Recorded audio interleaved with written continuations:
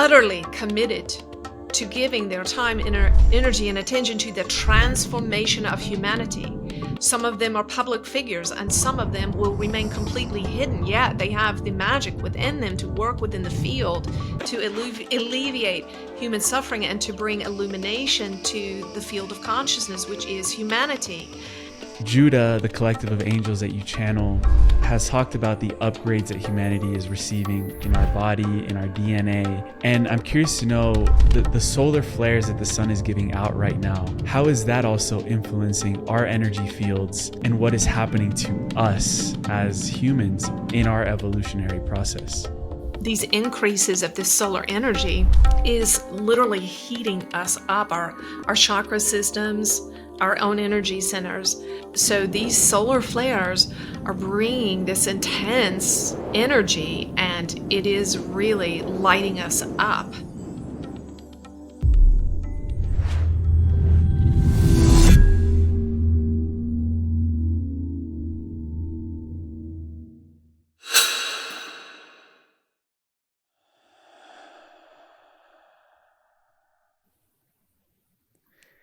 Anjie Hipple, welcome back on Just Tap In.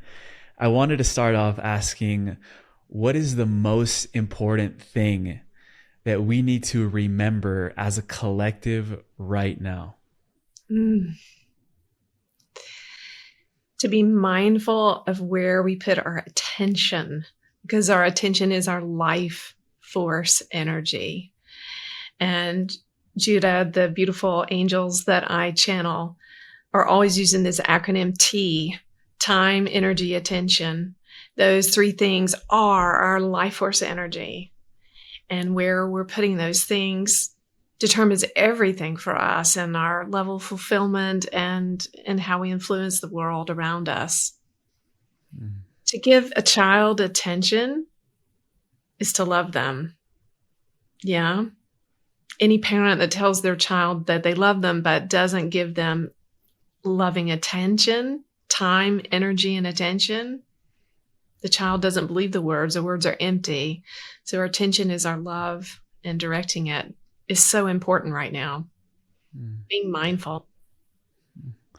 Where do you see most people putting their time, energy, and attention on right now? Well, I think we're all giving a lot of our attention to screen time, to digital cages, to news, to political rants, to disturbing and upsetting things going on the world stage. And we're really inflating those things by giving them attention.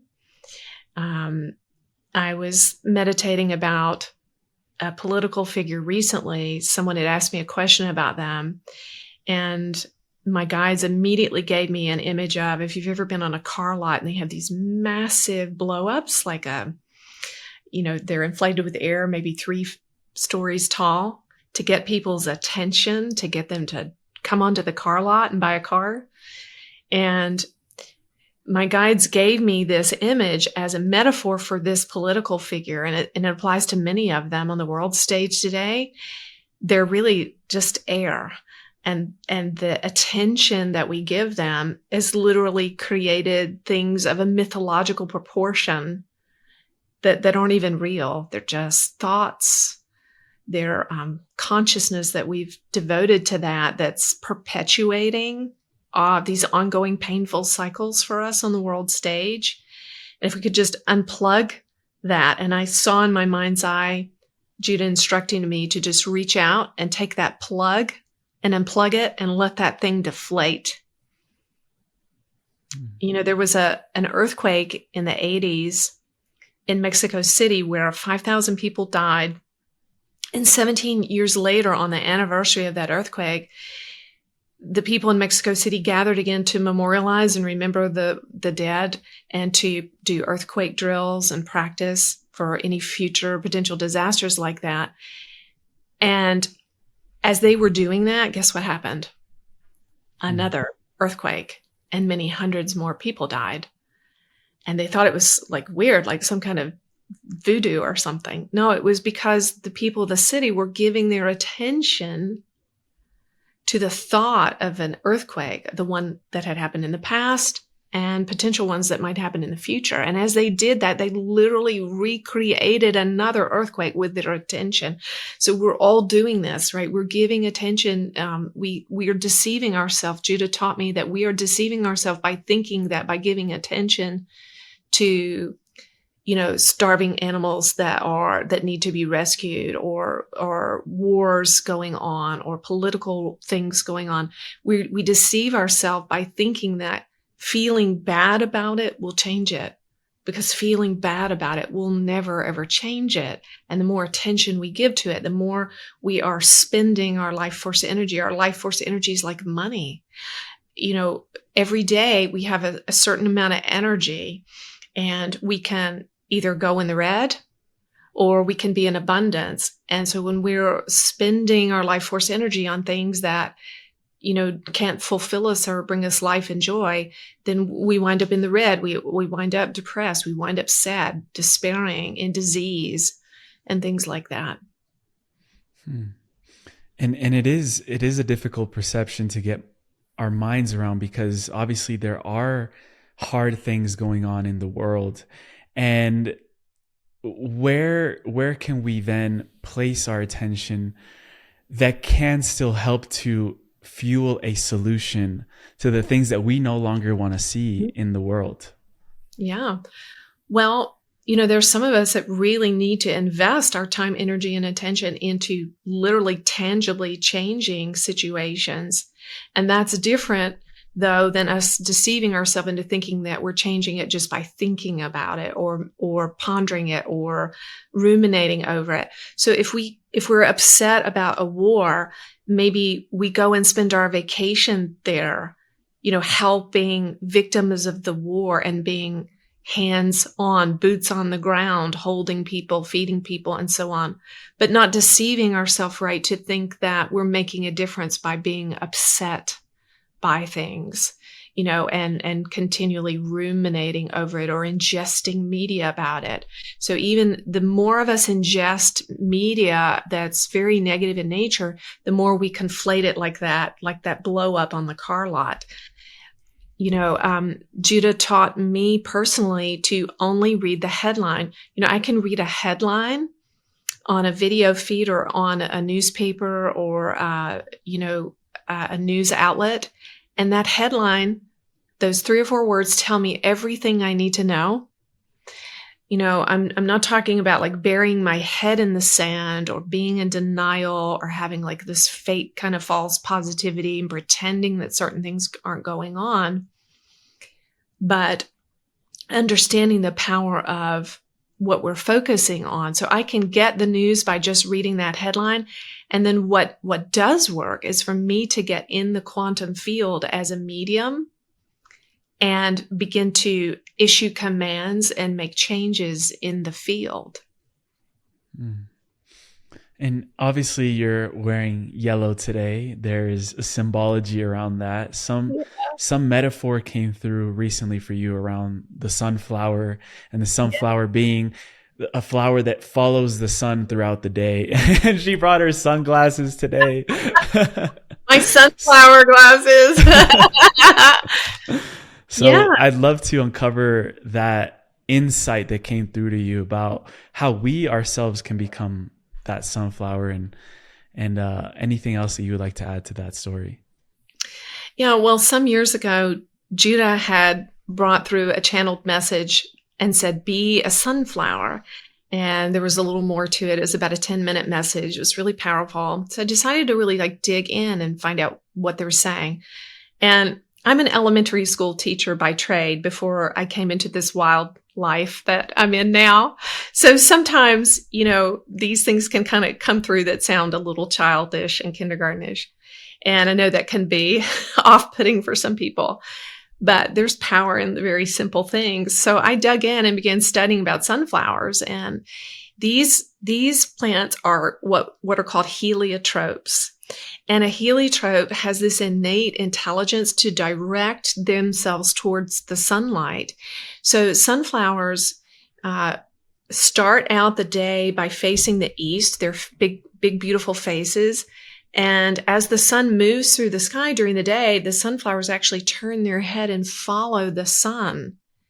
And when the sun sets in the west at the end of the day, the sunflower actually will innately and intuitively reorient its face back towards the east in anticipation of the sun coming up again in the morning. It's so profound. And of course, these flowers are huge. Some of them, are bigger than our heads, and they have hundreds, thousands of seeds in their heart, right? This is a metaphor, that we want to look towards what's life-giving, what's full of joy, what's full of peace, what's honorable, what's integrous, what's innocent, and finding the good in things. Like I said, not in a false kind of positive way of denying of what's real, but finding the light in every situation. And as we continue to focus, give our attention, follow the light wherever we can find it, we have those seeds, those hundreds and thousands of seeds in us for producing more of that, more of the light, more goodness. And so we've been on a journey for a while now with this, and I'll tell a story about on myself. I like to do that because I don't want people to ever get the impression that people that like you and I that they see on these shows are like perfect or never struggle. I mean, if you guys could see some of my dark days, you'd be like, damn, I don't think she should be sitting on a platform like that. Take the microphone. Take it away, quick. So I like to tell on myself because I want to dispel that myth, right? So this past weekend, I had come home to my home city. I'd just come home from the beach. I'd spent several days by myself, just having a great time, just feeling so peaceful, so at ease. And as I'm driving into the city, I just feel this anxiety and this angst coming and this kind of heaviness settling over me again. So I was at least aware of that. But in the next few hours, I was reuniting with my partner, and there was just, could feel like this kind of anger and yucky stuff coming up in me. I was like, what is going on? And so we ended up having 2 really difficult days between the two of us.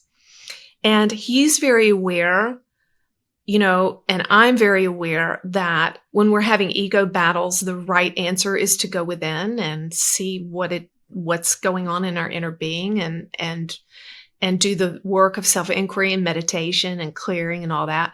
But it was rough. I mean, it was just a nasty ego battle, and it was going on for a couple of days.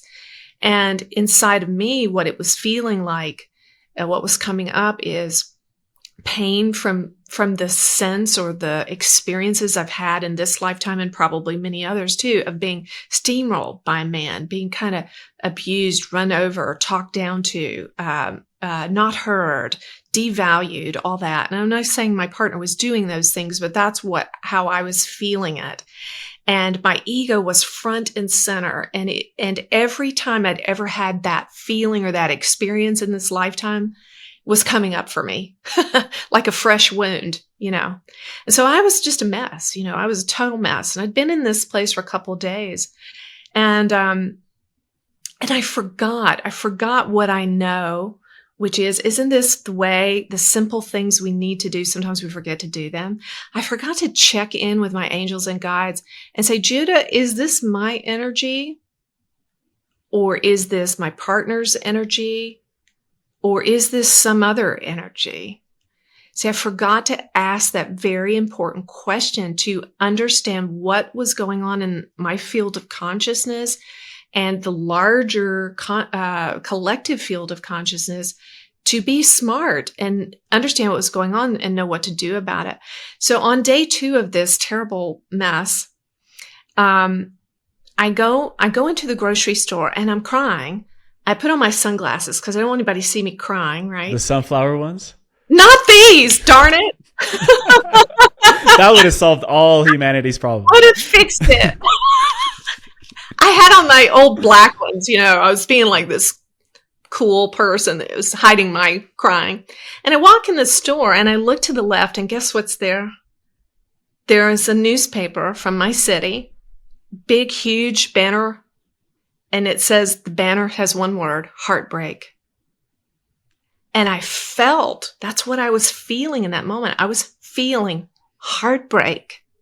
And I look at the banner, heartbreak, and there's this picture of this beautiful young Ukrainian woman who was an immigrant to our city. She's 22 years old, and she'd been stabbed to death very recently in our city.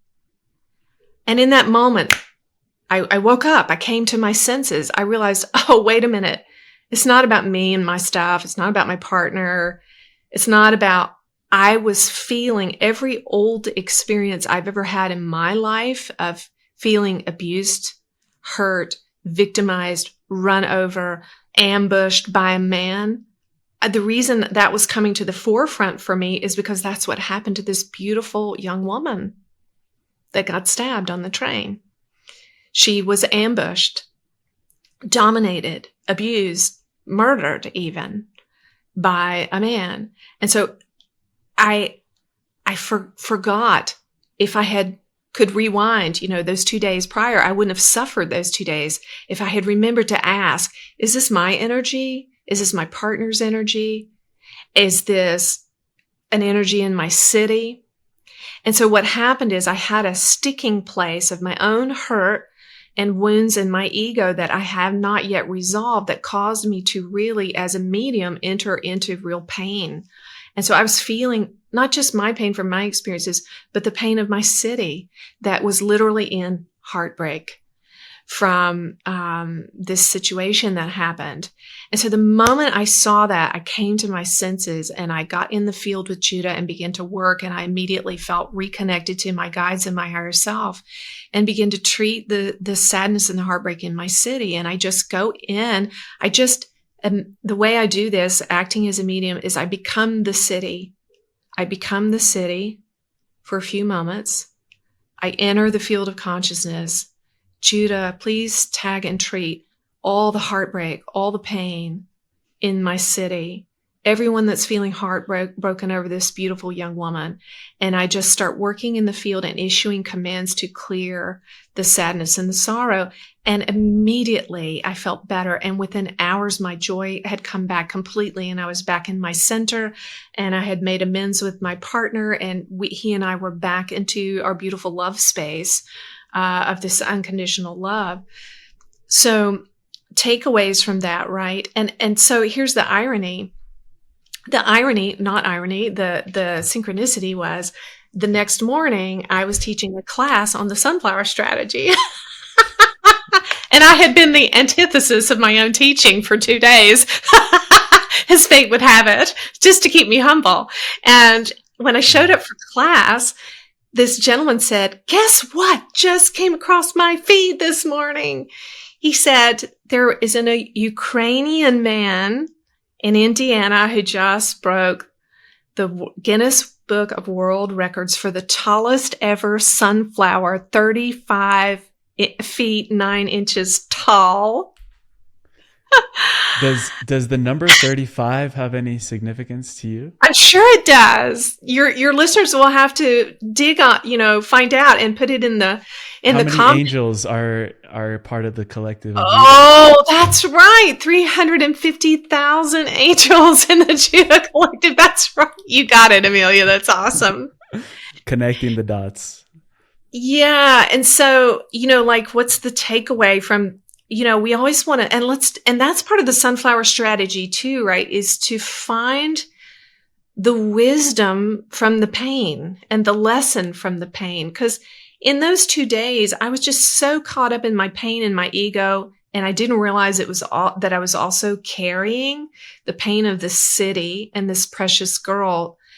I wasn't aware in the moment, but when we get on the other side, so sometimes I was just like a sunflower in a hailstorm. I was just getting the crap beat out of me. And I forgot to do my sunflower thing, and that's the thing.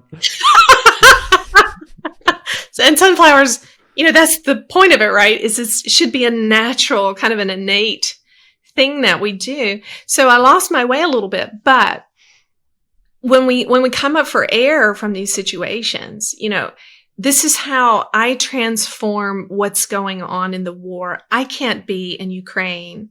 I might not be able to adopt a Ukrainian child. I might not be able to go over there and serve meals or hug people or hold them.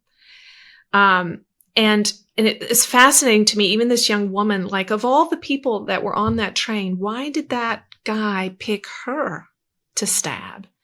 It's almost if she, bless her heart, unknowingly, we do this. We carry fields of consciousness with us. We carry the fields of our people, our ancestors, our country, our gender, our race, our skin color, our nation.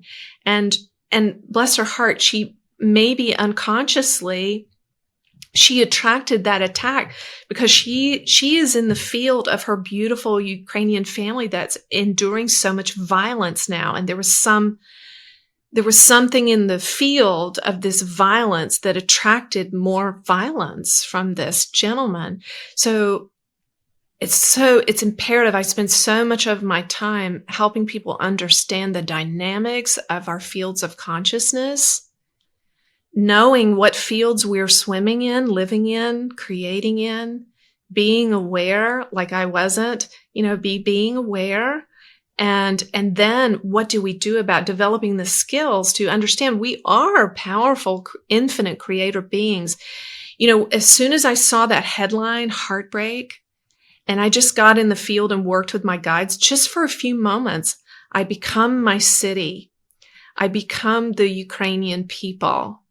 And I begin to issue commands to cancel violence, to send away dark entities of violence, to and to call in love and grace and peace. And that is magic. It is magic, and it does work. It's powerful.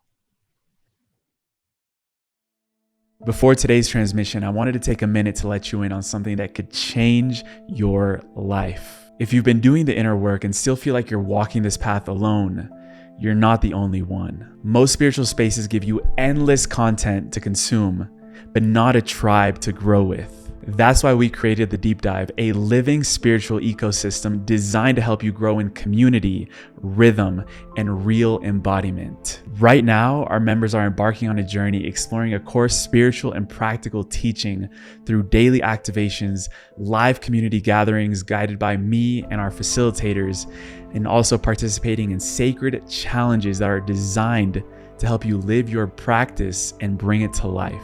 You'll be surrounded by seekers and leaders who've decided that they're done doing this work in isolation. If you're ready to find your people, visit the link in the description or scan the QR code on screen right now, and I'll see you inside. Another pattern I'm drawing there with the sun and how there are, these fields that are following that light and following that sun, also less of a metaphor, but actually something that's going on.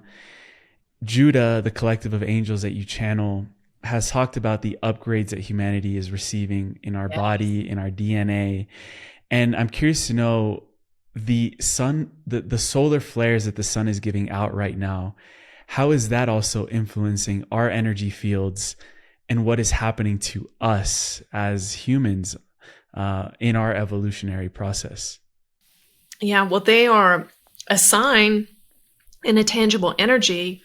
These increases of this solar energy is literally heating us up, our chakra systems, our own energy centers.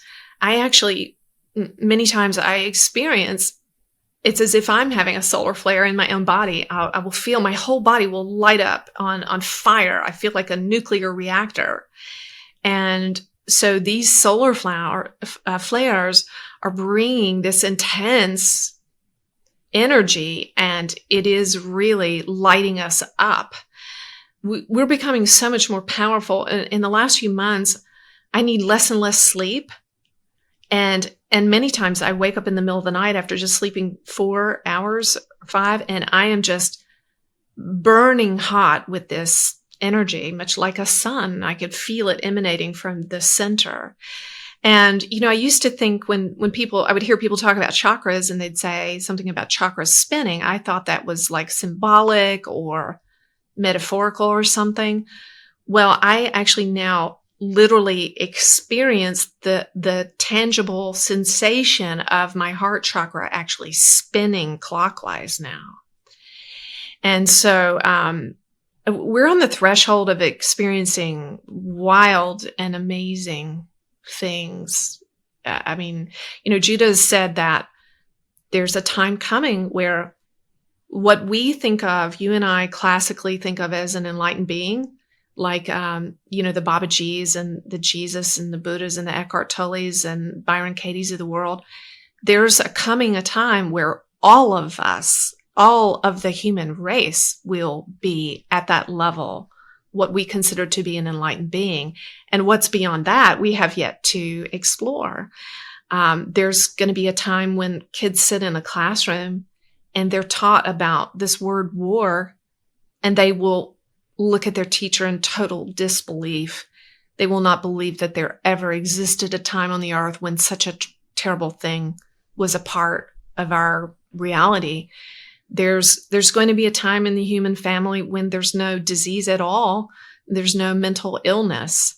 There will only be given repairs for injuries and so on, but there won't be any disease at all, because our spiritual emotional centers and the energy that we embody will immediately heal anything going on, because the body constantly repairs itself. It innately, intuitively repairs itself if it's given the energy to do that. So the reason we have so much disease is because we are not in environments that are full of this life force energy. And we are giving our time, energy, and attention to things that are draining us. And then we repress our pain, like, all that stuff that was coming out for me this weekend that was similar to what was going on in the field of my city is repressed stuff that's down in my subconscious. Everything we think, feel, say, do, experience, everything we've ever laid eyes on, even for a split second, or thought about in every lifetime, exist in our personal field of consciousness, in our fifth dimensional higher self. It's all there. And so the big job for me, and that I'm constantly teaching people, is to get in there and get into your own field of consciousness and issue the commands to get this stuff out of there, so that you can really flow in your perfection and your innocence, and be that light, that sun. Mm. Along those lines, I'd love to, for a moment, hold space to bring Judah through, maybe a little bit before that, explaining to those of the listeners that are new, where is the origin of Judah? And I know you had that connection in a very dark time in your life, and that really set you down a new path. But what is your process, and who are we about to bring through? Oh, yeah. So in a really dark time in my life, everything around me had crumbled, my worldview, my marriage, just it all went to crap. And I'd been sick for 2 years and didn't know if I would recover. I was chronically ill. Judah came just out of nowhere.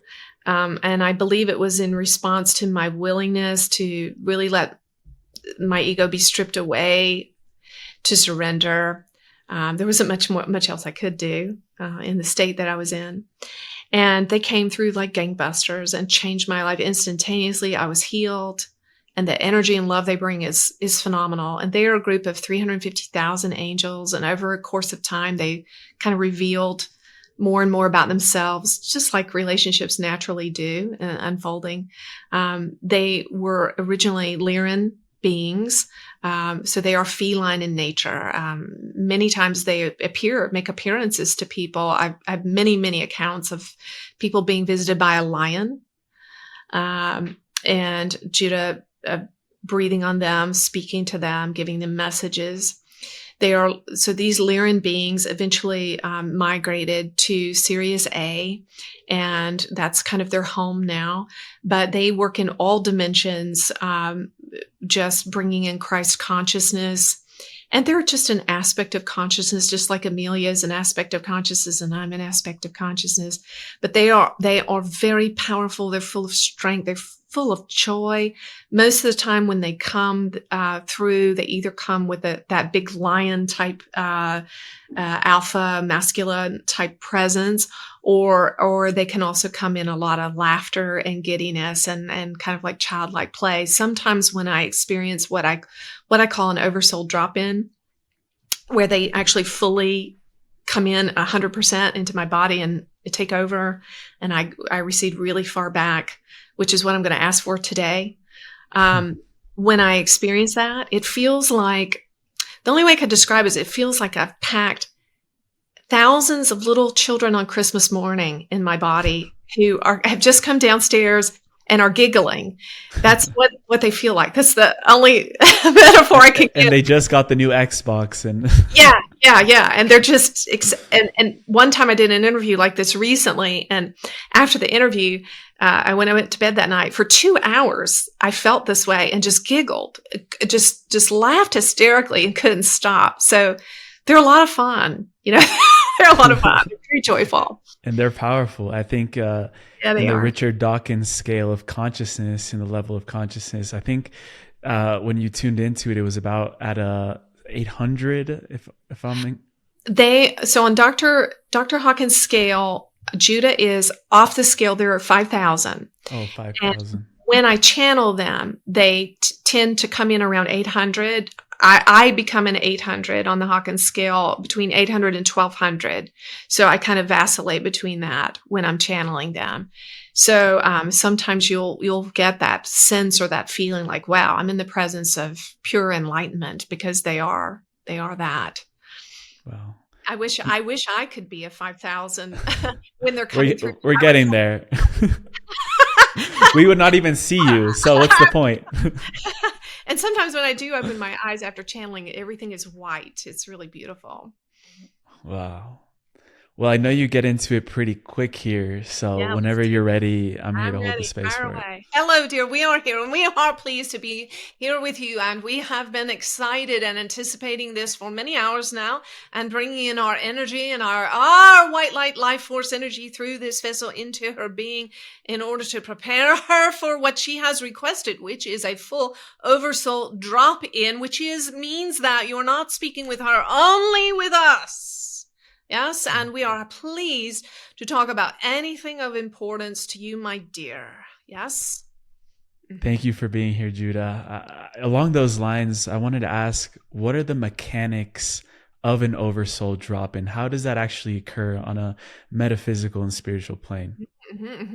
Well, an oversoul drop-in is when the totality of the entire life force energy, which is embodied in our case in the 350,000 individual souls, which are the Judah angels, when the totality of that energy, the fullness, 100% of our wisdom, insight, and embodiment of God, Him herself, are dropped into the physical form of this vessel. And this requires some long-term participation and preparation of the physical vessel in order to protect her nervous system and her emotional state when we do this. And so we only do this for very special occasions, and you are one of those dear ones which we consider a special occasion. And all of those who are listening, we can see each and every one who will view this interview. We see you, we know your name, we know where you are, we know where you are in your journey and your experience of consciousness. And we are, tuning into each and every one. And so for some of you who watch, there won't be any specific words that we say that are relevant to your situation, but our energy will bring to you the transformation and transmutation that you are most needing at this time. Yes. Before we started this conversation with Anjie and she tuned into it, she said that she was feeling into some collective of groups of people that are feeling and going through a period of darkness in their life right now. Yes. What would you like to say to those people that may be going through that, and maybe for others that aren't as well, how they can relate to moments of those in their Yes. life. Well, we showed her the image of a beautiful young woman who is in a sex slave trade situation and a very dark and dank room alone with her device. Yes. And watching this interview in secret. And we want you to know, precious one, we love you. We love you. We love you. We love you. We are there with you where you are. There is nothing wrong with you. You are not broken. You've done nothing to be ashamed of. You are doing the best that you can in the situation that you are in at this time. And we want you to know that we are surrounding you with love. And if you keep on calling our name and bringing what you can to what you have, little sunflower. We love you, dear one. You are a sunflower. There is freedom coming for you. There is freedom coming for you. You will get out of this lifestyle. And there are many, many others that we see. There are others who are in communist China who will be watching this interview. And you watch with some fear and trepidation because of the different, the bondage that is imposed upon you by your government. We want you to know you're breaking free. You're going to be a light. Oh, you're going to be a light of transformation for your nation. Allow yourself to grow from the inside out. There's nothing you need to do at this moment. Just keep showing up for moments like this and allowing the transformation to happen. For anyone who is listening, we want to tell you that all you need do is call on the name of Judah wherever you are, or any other ascended master or being that has earned your love and respect, that has credibility in your eyes. You can call on Yeshua. You can call on the Buddha. You can call on Babaji. Whoever it is that you feel a kinship that makes you feel safe, seen, heard, comforted, understood. We are always here as a midwife for anyone who has not felt a particular connection with a particular guide at this time. And just thinking the name Judah can bring you into a much higher field of consciousness. Just thinking the name Archangel Michael can bring transformation in a dark and difficult place. How does one claim their freedom and sovereignty no matter in what situation they find themselves in right now? Wherever you are, be as much as possible, be true to yourself. Even if you are in an enslaved situation, you can be a master of your thoughts. We want to tell you there are even people in prison who have life sentences and know they will never be released. Yet, they are fully enlightened beings because they have surrendered every aspect of their thoughts, words, and actions to their most divine nature. They embody freedom. You must value freedom more than you value anything else in this life. And we're not just talking about a physical freedom, because as we said, there are some who don't have physical freedom. They don't have the freedom to quit their job. They don't have the freedom to leave a bad relationship. They don't have the freedom to get out of poverty in this moment. But the freedom will come, my dear, as you get free on your inside. And what you can do is tap into this truth that we are speaking to you, that you are infinitely loved and adored. You are innocent. You are never broken. There is an aspect of you, no matter how dark your situation is, there is an aspect of you that is pure, that is holy, that is divine, that is untouched, that will never be moved or be harmed. You are a mountain. There is a mountain inside of you. There is there is a beautiful mountain that cannot be moved by anyone or anything. Your divinity is never compromised, no matter what your experience is. And so know this. Go inside. When there seems to be no recourse to change your situation, go inside and speak to your inner man, and speak to us, and speak to whatever this glorious field of consciousness is that is called God, and allow all your concepts and conditioned ideas about what and who God is to become a big question mark. And know this, there is an aspect in you, there is a part of you that will never be extinguished that is God. It is you. You are God in a body. And so whether you are living in life in total freedom or in captivity, your inner being can be free. No one has the right to live in your mind rent free. We are showing this vessel, the story of a friend. Her friend was, yes, she was, when she was a little girl, she also had an identical twin sister, and both of these young girls were being repeatedly sexually violated, raped by their father for many, many years.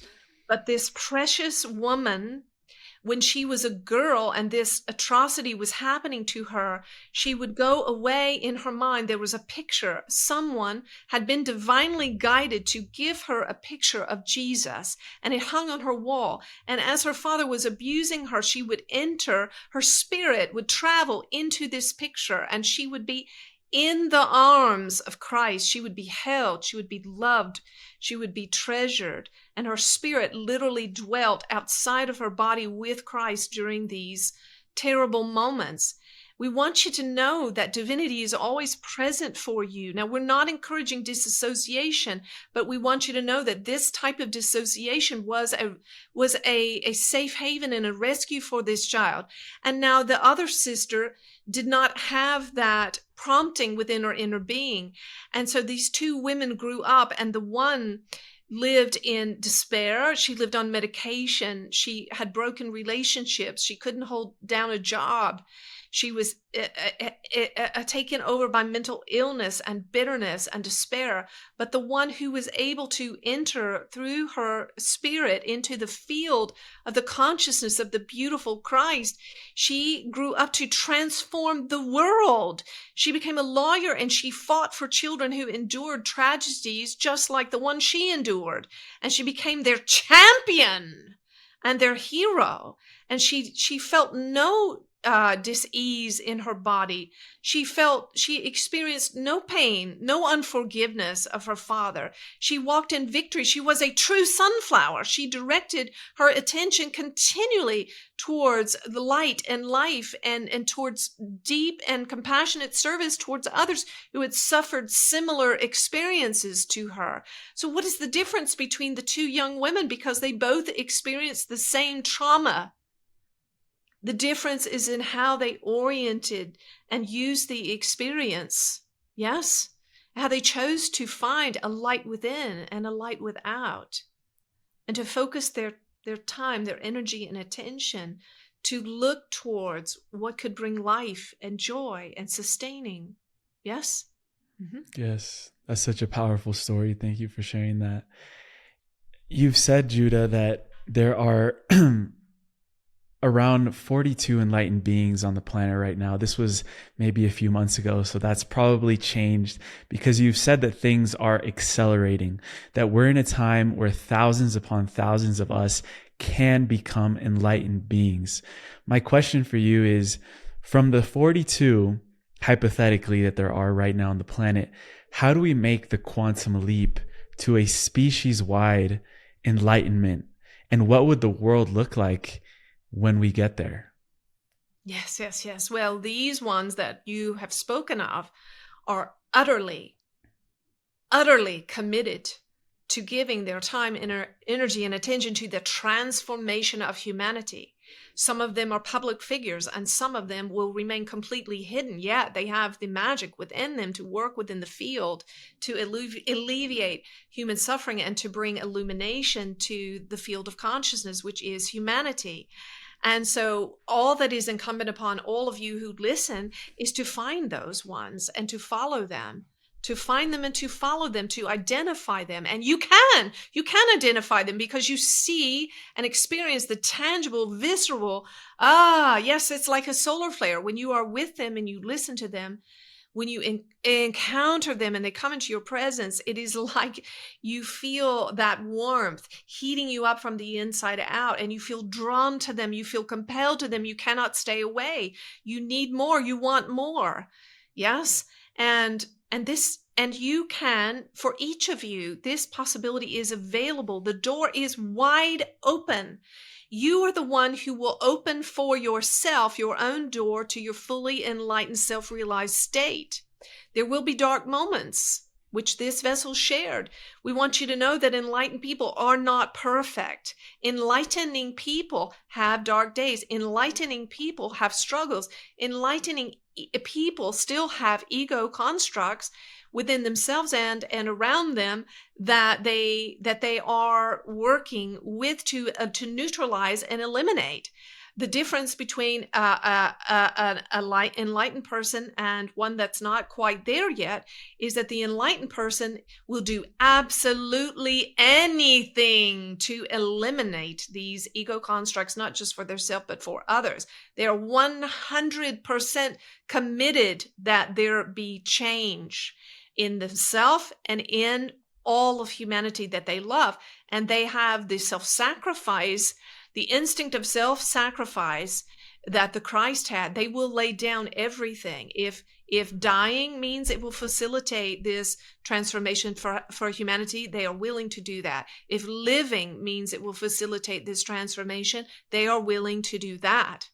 And so, yes. It is for you. It is for you, dear one. If you are listening to this conversation and you say, I want to be one of those, then go ahead and mark it down. Yes, this is my goal for this lifetime. I can and I will. I can and I will. The door is open. It is open for anyone who wants it. And you are the only one who can shut the door to this potential for yourself. So don't be afraid. We want to say, don't be afraid of what it means to be an enlightened being. Many of you have been privy to spiritual information for so many years that you've accidentally developed a belief system about what it means to be an enlightened being. And there are parts of you, ego parts of you, that say, I don't think I want to be an enlightened being because then I won't be able to have sex. I don't think I want to be an enlightened being because then I won't be able to drink a glass of wine at night, or whatever it is. Or I don't think I want to be an enlightened being because it would probably mean I would have to leave my spouse because they're not spiritually awakened. And you've developed this whole belief system around what it means to an enlightened being, and it is really holding you up. So we want to speak to that right now. We speak to each and every false belief about what it means to be an enlightened being. And we clear that now and neutralize it from your field of consciousness. And we want you to open up your mind to really not know what it's like, and to be willing to be curious and explore, and to simply drop into your enlightened state more and more and more. And some of you are already doing it. You have moments where you enter Satori, you enter bliss. Some of you, it happens for a minute, for an hour, for 2 days, for 2 weeks, for 2 months. And then when you come out of that state, you beat yourself up and say, oh no, I've done something wrong because I lost it. Well, you've not done anything wrong. You are being given these experiences in incremental stages and in increments of time that your physical body can withstand. And over time, the capacity will increase, and you will enter into more and more lengthy periods of time that you maintain this Satori, this bliss. And there will be less and less of a difference between these experiences and how you operate in this day-to-day life. For enlightening ones can operate in very high levels of consciousness, but still be very functional. And so some of you are saying you have a belief system that you don't want to be enlightened because you are afraid that you won't be able to function in your physical day-to-day life anymore. You're afraid you won't be able to go to work, get your bills paid and things like that. This again is another faulty belief system. Does that happen to some people sometimes? Yes. We've heard from some enlightened beings who when they drop over into their fully enlightened state have a period of time in which they need they lose some functionality, but they do recover that, and so will you. Yes, and you can make plans, contingency plans for that.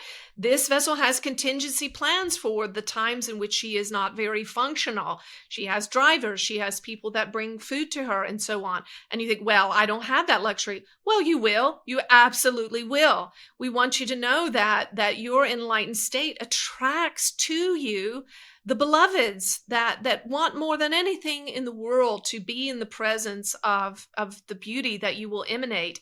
And they will be there in loving service to you when you need them. Were we enlightened the moment that we were born, the moment we came into this world? Absolutely. When you come into the world with nothing being written upon you, you have never been as wise as you were the day that you were born. There is an aspect of every baby that is completely, fully enlightened, innocent, pure. Yes. Abundant. Yes. Every baby is born not only enlightened, but every baby is born as a pure medium of divinity. When you watch a baby look at their mother, it's no accident that the distance between a mother's eyes and the baby at the breast, that physical distance, is exactly the distance of the child's field of vision. And so the baby becomes the mother. The baby loses itself in the mother's eye. The baby merges in with the soul of her mother through looking in his mother's eyes.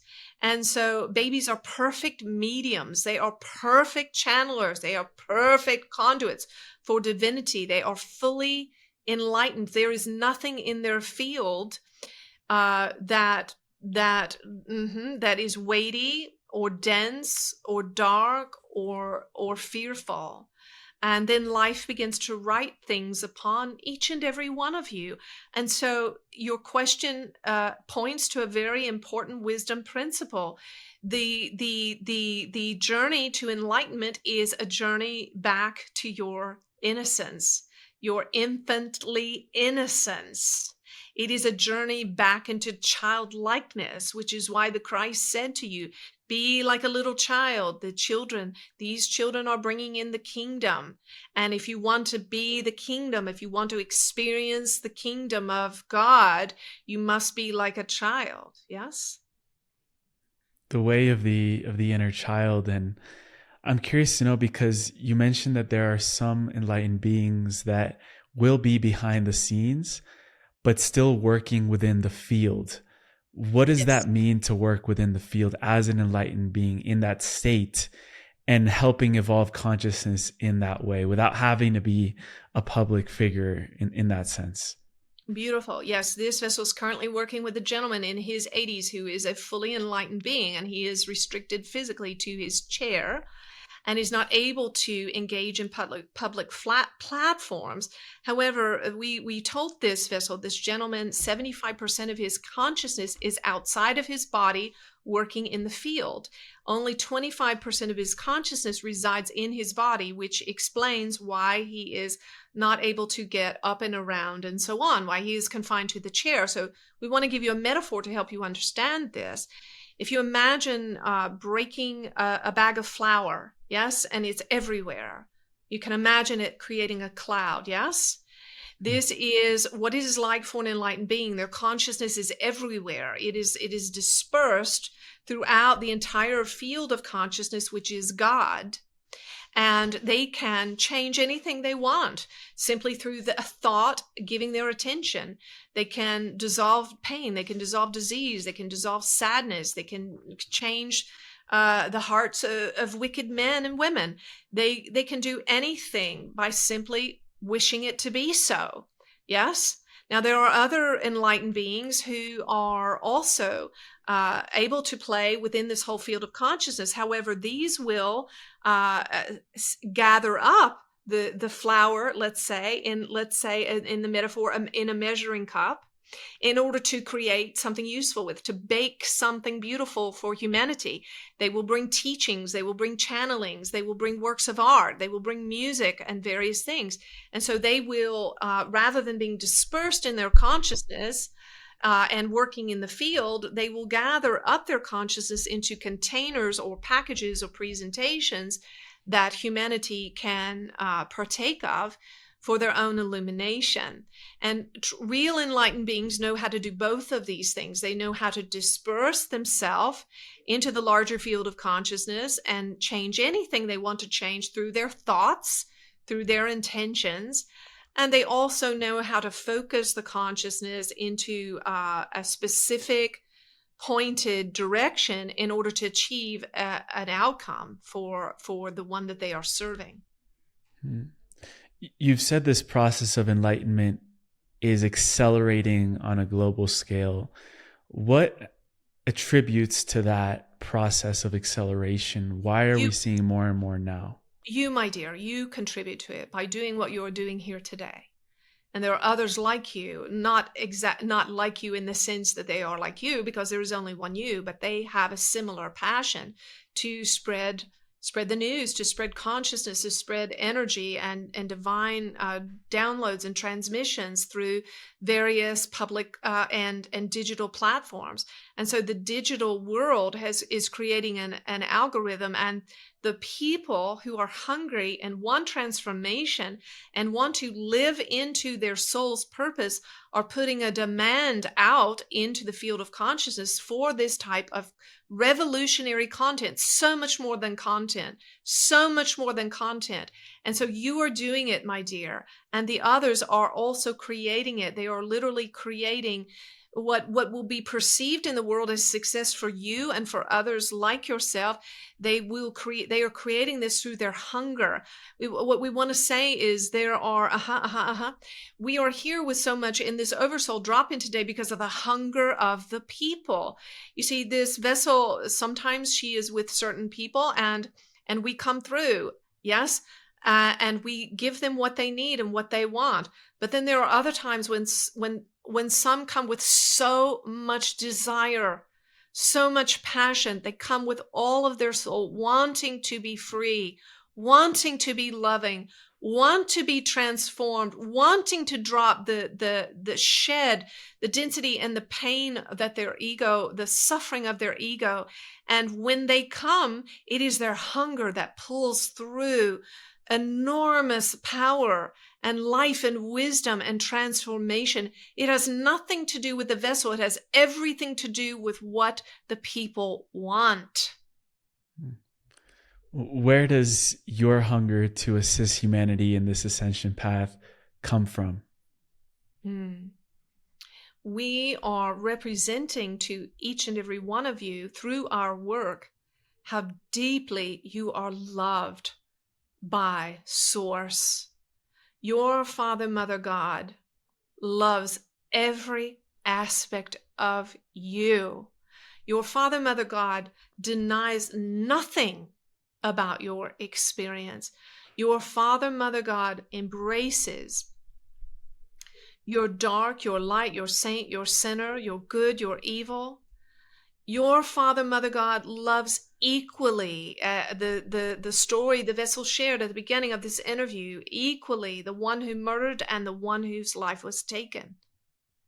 You see, we are here for everyone, and the work that we are doing, we do in order to express to you, give you the experience, not words, not messages, but a lived, real experience of how deeply you are loved and accepted and how powerful you are.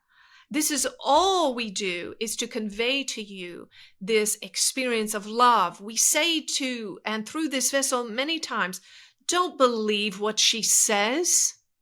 Test it. Don't believe it. Live it. Try it. If it works for you, if you have a real physical experience of divine love and transformation, then you don't need to believe it. And this is why we work through this vessel. We want you to know yourself in the fullness of your perfection, that you are infinitely loved and cared for. And we are here to help you pry loose from yourself entities that have attached to you due to your experience, and lies and cultural conditioning, familial, religious, and cultural conditioning that has written things upon you that are simply untrue. And we want to tell you that your ego is not the enemy. We want you to stop polarizing yourself with your own ego. Many of you you're frustrated because you do the same things over and over, or you think the same thoughts, or you behave in the same ways that you know are not who you really are, and you don't know exactly what to do about it. But we want you to start with this. Don't make your ego an enemy. Your ego is the young, fragile parts of you that adapted to painful and difficult circumstances in your life, and it saved you. Your ego saved you in those situations. They were the ways that you gave up who and what you really are in order to survive. But now you're all grown up. Take back your freedom. Don't compromise yourself for anyone. Be fully who you are. Be true to yourself. Do everything you can to reclaim your power from the people, places, organizations, companies, businesses, parents, partners, romantic partners, husbands, wives, siblings, media, whatever you have given over your power to, take it back, call it back into yourself. I want you to imagine right now it like strings. You have thousands upon thousands of strings tied to images you've seen, to experiences you've had, thoughts you've thunk, people, situations. Now just call all of that back, draw it back into yourself. Bring all your attention and your energy back into yourself. Be true to yourself to the degree that you can. Now, we're not saying, maybe let's say you have an evil boss, an unconscious boss who is abusive to you or treats you, you're in an enslaved type situation. We're not asking you to threaten your own safety and the roof over your head and the food that you put in your mouth at this time, but set your aim towards bringing back your power and getting yourself into a situation where you're able to be more of yourself and more of yourself and more of yourself. And you can do it, and you will. This vessel, when she was a school teacher, her first job was in a school that was so dark, and the leadership and everything going on, and it was so dark. It was as if she was a prison warden in a prison house. She felt like a prison guard in a prison house, and she grieved for the children that were in that situation. And over time, a span of years, she moved from one school to another, until finally she was in a school where she was given complete autonomy to teach the children anything she wanted to teach them. She taught them wisdom principles. She hugged them. She held them. She kissed them. She did many things that she was not allowed to do in the first situation. And she never had to threaten her own livelihood and providing for herself and her own family throughout this transition. And then eventually she began to teach children one-on-one, and she taught them music, which is such a place of flow and love for her. And now she is teaching each of you, you see, with complete and total freedom, not compromising anything about who and what she is. And so you will do the same, dear ones. Do the same. Set your mind towards moving into the next thing that smells like freedom, and be determined to be who and what you are without compromise. Thank you, Judah. With that, we'll bring Anjie back. You must be lit up right now. How is that? How do you feel? I feel high as a kite. I don't do drugs, but I'm imagining this is what it feels like. That was powerful. That was very powerful. They really brought it today. All right. Thank you, Judah. I had a good time. Is there anything that maybe stood out in that transmission that maybe is still lingering in the field that you would like to address a little bit further? Well, I just want to say what my heart is personally. If I could just put my arms around anyone who's listening, I would, and I'm just doing that in the realm of the spirit now. Just putting my arms around you. And I just want you to know it's okay. Whatever you are going through, whatever you are experiencing, it's okay. You're okay. And this can change for the things that, you feel stuck in. This can change. And I just want to give a big mama's hug, to anybody that needs one. Um, I believe hugs can change the world. You know, sometimes all we need to do to bring a change is hug someone longer than we think we should. Yeah. Longer than we think we should, and not let go. And I'll never forget, many years ago, I was in London, and this fatherly kind of figure, I was meeting him for the first time. First time I ever met him, had just gotten off the plane. He was there to greet me. I was there to make a record in his studio, and he hugged me, and he didn't stop, and he didn't let go, and he didn't let go. And I was thinking, what? This dirty old man, what's wrong with him? And then a minute or two or three into the hug, he's still holding me. I start weeping and weeping and weeping and weeping. We just need to love each other more. Just love more, love more, love more, and stop thinking about the love we don't have and why it's not being given to us, and just begin giving it, because it's in there. It's in us. We're full of it. We are it. I love the story that Judah told about your journey as a school teacher, finally ending up at the school that really allowed you to be your most authentic self. And just for a moment, because I'm very, very passionate about education and the younger generations, of course. And I'm curious to know, from a school teacher's perspective that now channels angels and that has all these spiritual principles, what would you teach the children of today if you were to have a free flow class curriculum and one-on-one time with them? I would do practical hands-on activities and exercises to teach them mediumship, which means entering into the quantum field, becoming the other, healing, giving. I would teach them how to give commands in the quantum field. I would teach them meditation, for sure, absolutely. I would teach them self-inquiry. I used to do that with my kids. I taught them 3 questions. Is it my business? Is it your business? Is it God's business? So when they would come to my desk, teacher, so-and-so did such and such, I would say, is it your business? Or is it their business? Or maybe it's God's business to take care of that. So I would teach them self-inquiry. I'd teach them meditation. I would help them develop their psychic gifts. And I would teach them how to treat their own emotional state by issuing commands to their subconscious mind to heal their own things stored in their personal Akashic records, their pain, their thoughts, their feelings. I would teach them how to quickly move through those things so they don't repress their emotions. And I would give them a place to feel their feelings without judgment at all. And I would teach them to trust themselves, because most kids are way smarter than the adults. What do you feel is God's business right now with humanity? Oh, God's business is loving each and every person unconditionally with zero judgment, meeting them exactly where they are, and calling them forward to be courageous, to come out of their stagnation, their pain, their hiding places.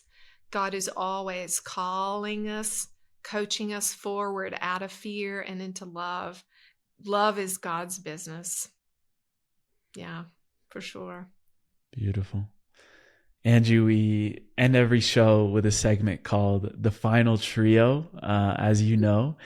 And before we get to that part, I would love to give a space for you to tell us where people can find you, where they can connect with you, anything that you have going on right now in your world.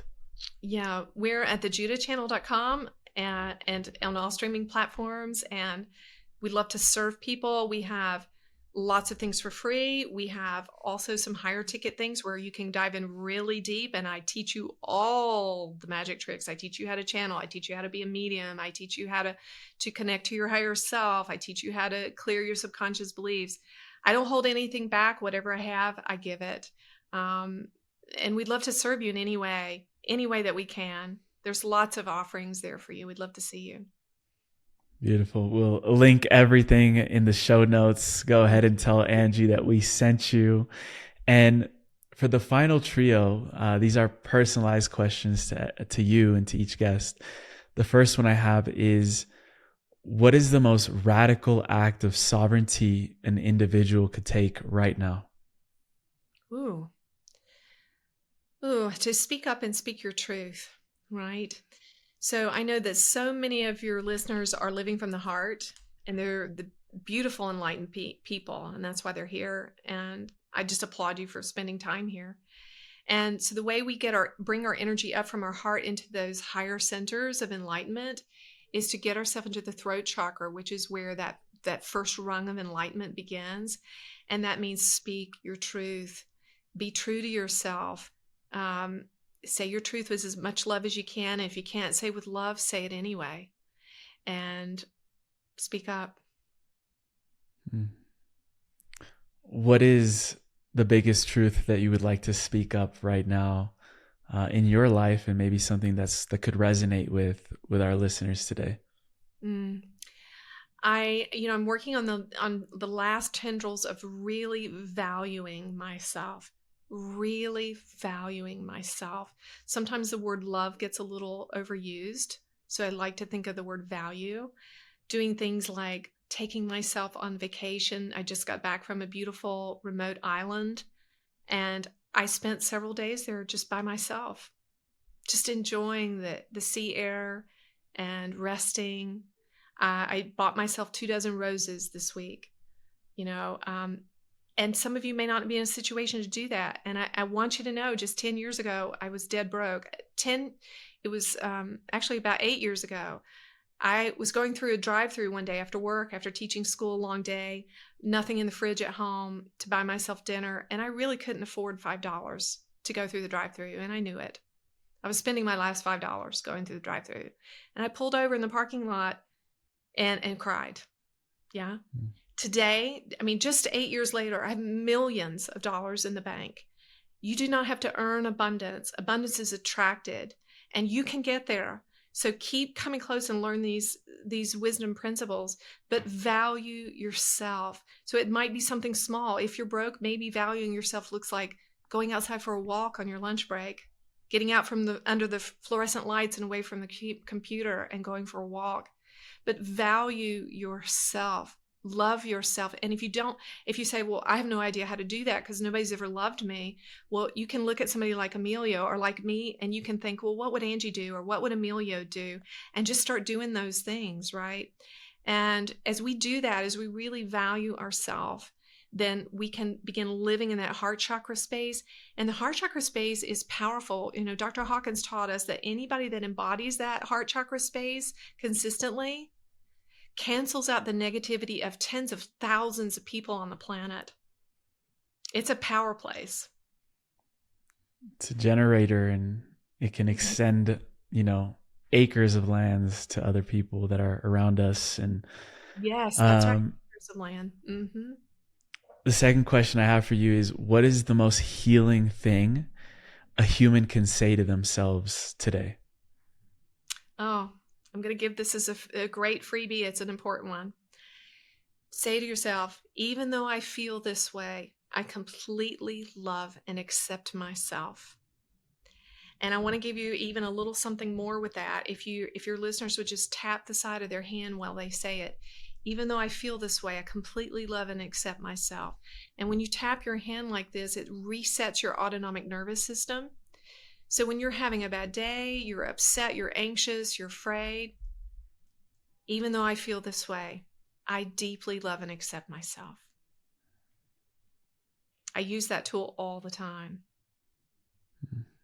Tapping. Mm-hmm. Love it. Finally, this is not the final question I'll ever ask you, of course, but for today, I hope not. Not, little brother. What is the boldest message that Judah has asked you to share with the world? Oh, that's so good. Let me let it come to me. Well, what Judah's asked me to do in a nutshell. I was on a walk one day recently after Judah had just come through several years ago, thinking, wow, what do I do with this amazing phenomenon? And Judah said to me, go big or go home. So what Judah has asked of me is to sell out every bit of who I am, my time, my energy, my person, my dollars, my home, everything I have, to love people, and to give them the experience of unconditional love and wisdom so they can be that. And I don't always know how to do it. I stumble through it, but I keep showing up for it. And Judah said to me this year, I said in January, Judah, what's the most important thing you want me to convey to people this year? And they said, show up for yourself. Show up for yourself. And Judah's had me say some really wacky, hard things to people, like things that I would never say, harsh things, corrective things, disciplinary things, things that those people probably didn't want to hear. But when I share those things, it takes courage for me as a person to step back and allow myself to say those things. But when I say those things, when Judah says them through me, I know it's because they are loved. And, if we had children that we never discipline, we just let them eat whatever they want and go wherever they want and do whatever they want. That's not love, right? And so, somebody here needs to hear that today, that sometimes in spiritual practice, our gurus, our teachers, our guides, they discipline us, and it hurts. It's painful. But if we're really serious about being free, we'll embrace it and receive it as love, which it is. It's that tough love that can sometimes lead to the most transformation in us. And I just wanted to acknowledge you, Angie, before we go, for really making yourself available for such powerful work that you're doing, and the genuineness, if that's a word, that you do it with, the authenticity that you do it with. I really feel such a connection with you, and it's such a pleasure and honor to be able to sit down with people that are truly committed to the path and to the enlightenment of a species, even though that in itself is bold to say. So thank you for choosing that. I'm thankful for you. Love you too. And thank you for having me here. It's such an honor. I wouldn't want to do anything else. Me too. Thank you so much. And round 3 coming soon then. Okay. All right. Much love.